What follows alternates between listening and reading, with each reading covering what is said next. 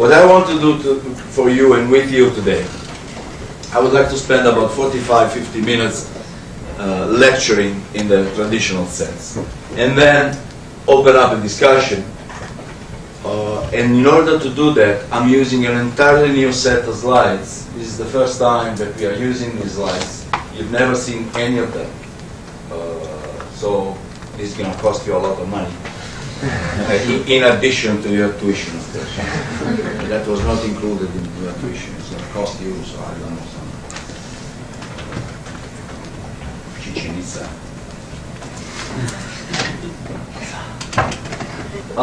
Notice that 4 of us have been working on this presentation.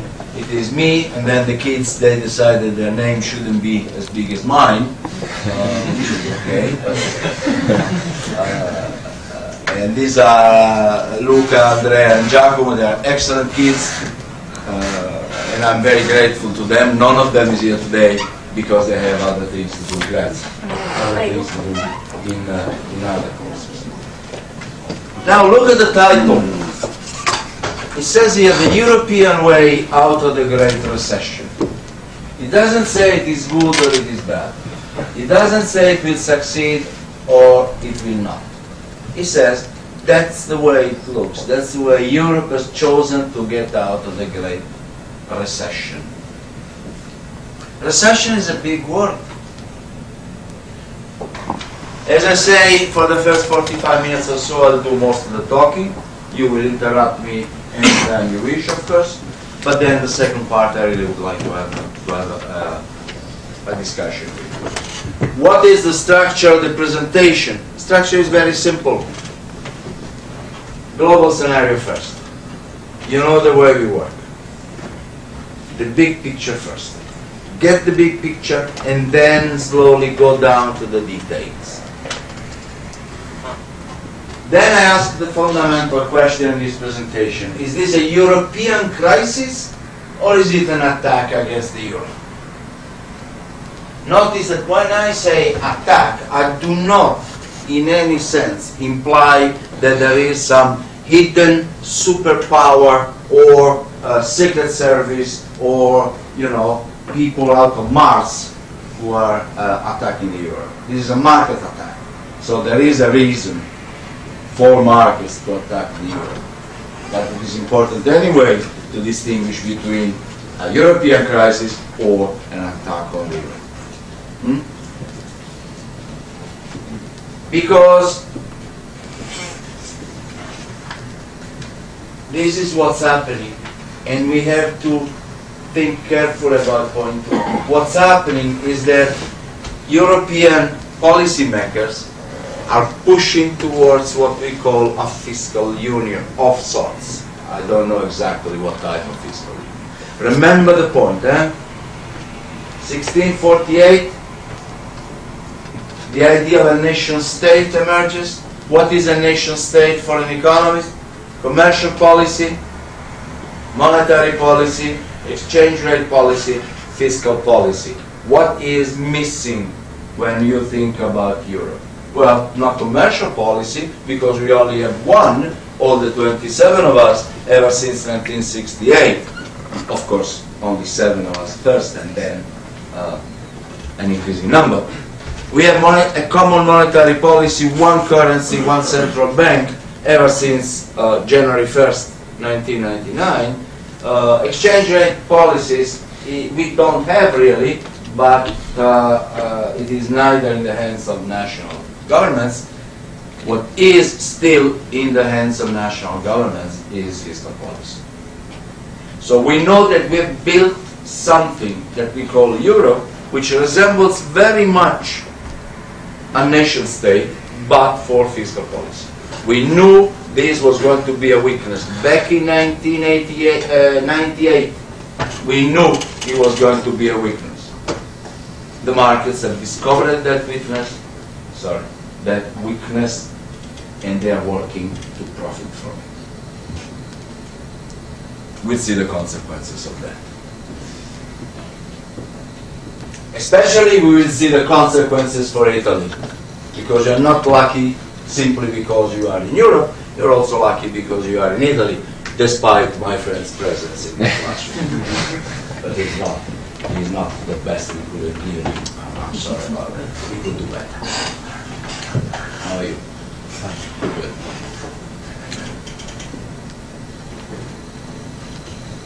Exciting times,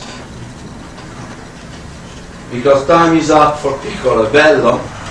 As you know, I'm a very, how shall I put it, radical enemy of anything that is small. Now it is time to grow. The last slide of this presentation will be encouraging for you. Okay, so any questions? Of course not. The Great Recession. Look at this graph. This graph tells you how much real per capita GDP has been lost between 2007 and 2010. We didn't want to use 2011 because we don't have the final data for 2011. It would have been a forecast. But look at those numbers. They're terrifying. They're terrifying. We are saying that Italy has a 7%, has a per capita GDP today that it is roughly 7% less than what it was in 2007. Greece, of course, we have killed through the contractionary fiscal policies of our European politicians. Of course, you know, Germany has suffered nothing. I mean, of course, not because I know the reason. Of course, because everybody knows that. And the United States has suffered little. Spain has suffered a lot. You know, these are the sinning countries, right? These are the sinning countries. Greece, Italy, Spain.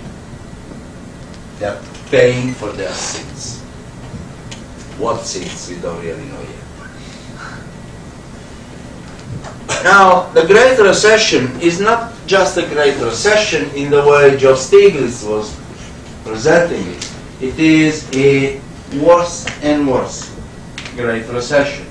What we've done for you in this graph, we put up the OECD forecasts for 2012 GDP growth, real GDP growth, not price effects, okay? Real GDP growth. The big number is out of the, I'm sorry, this is a bit, you see down here, take any country you want. But let's look at all of them. United States, they were forecasting a growth of 3.1% for 2012. It's down to 2%. UK, 2.05. Germany, 2.206. France, 2.03. Italy, from 1.6 to minus 0.5%. I knew it. Remember, we discussed that? I knew that. Why? Because we have been observing contractionary fiscal policies in Europe ever since the end of 2009, the beginning of the so-called Greek crisis. So, this is a recession, all right?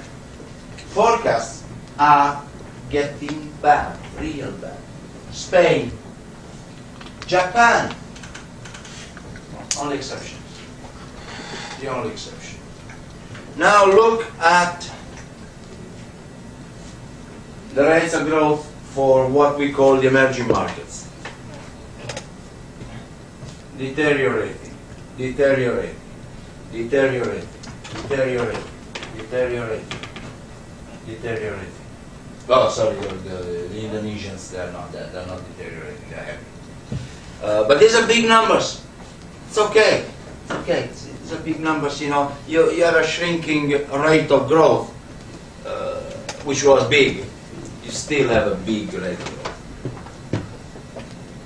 So it would look as though what we've been preaching for years now, that is that firms, European firms and Italian firms in particular, have to grow and internationalize. What we've been thinking was correct. Now, the fact that we are reducing our forecast for growth both in high per capita income countries and low per capita income countries, does that imply that there is no great divergence anymore? Remember that up until a month and a half ago, we were very sure that there was being a phenomenon called the Great Divergence, right? Now, since all rates of growth are shrinking, forecast rates of growth are shrinking, does that imply that the Great Divergence is out? No, it does not. It does not imply that. The divergence is there. Of course, there are strong links between among national economies, and therefore when the center of the economy collapses, some negative effects are felt on the periphery of the economy as well, the so-called emerging markets. Now, why? Why is this happening?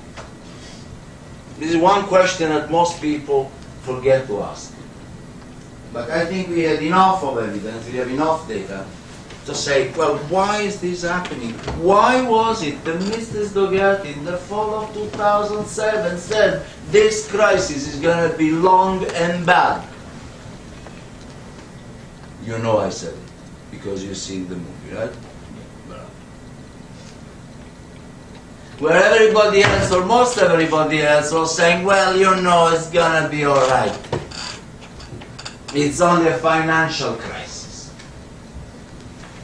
It will pass. It will grow over. EIG, the largest insurer in the world, Lehman Brothers, Bear Stearns. Policymakers are powerful.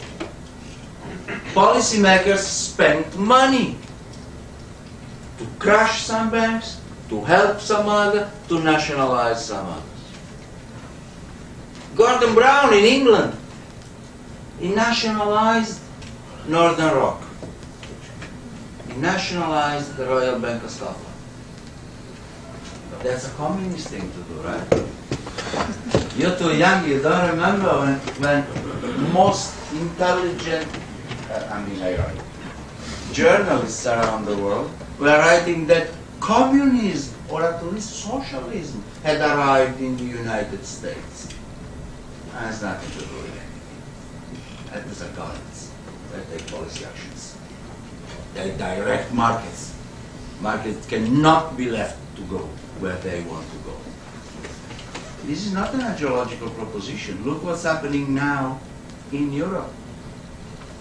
Governments are reacting to what markets do. Correct? Markets are saying that. I prove that point shortly. The spreads.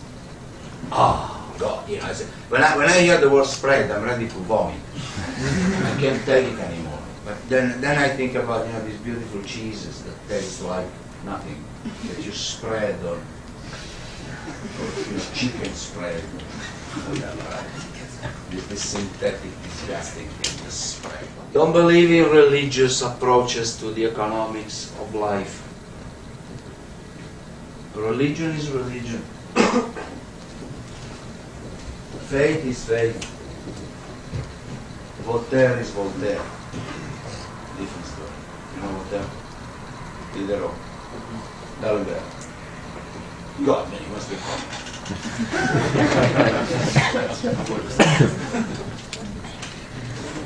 Yeah, we have these spreads. The Greeks are the worst, right? Right? Yeah, oh God, they are so bad, so bad. These are the virtuous countries, you see. These are not sinners.